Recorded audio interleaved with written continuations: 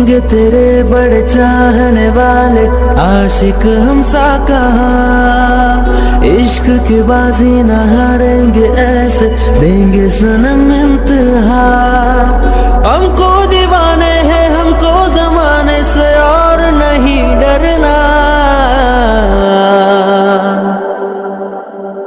मौका मिलेगा तो हम बता देंगे तुम्हें कितना प्यार करते हैं सनम।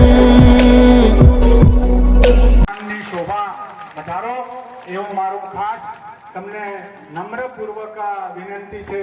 અને ફરીથી પણ દોહરાવું છું કે કામ 3 દિવસ પૂરતું સ્ટોપ કરજો।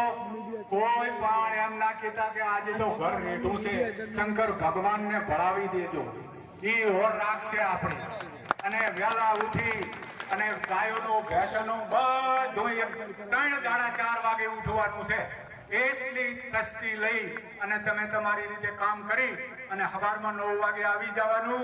બીજા દિવસે સવારમાં આપણે સવારમાં વરઘોડો 9 વાગે ચાલુ કરવાના છે અને વરઘોડો આખો પૂરો કરી ગામની પ્રદક્ષિણા કરી અને અહીં 11 સવા 11 પાછો વરઘોડો મંદિરે આવી જાય એ રીતે આપણે ગોઠવણ કરવાની છે।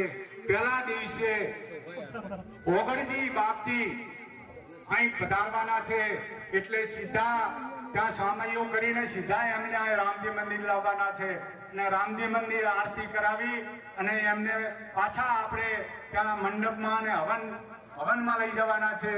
એમના હાથે દીપ પ્રાગટ્ય કરાવી અને આપણે હવનની શરૂઆત કરવાની છે। એટલે આ બધા કાર્યક્રમો આખા ગોઠવાઈ ગયા છે। એમાં તમે બધાએ સહભાગી બની જો।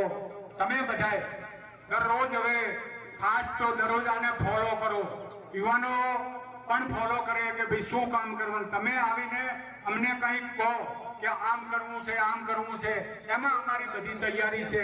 અમે તમને જે ભરાવી દેવાના છે કે ભાઈ આ તમારા વગર કોઈ કામ શક્ય નથી।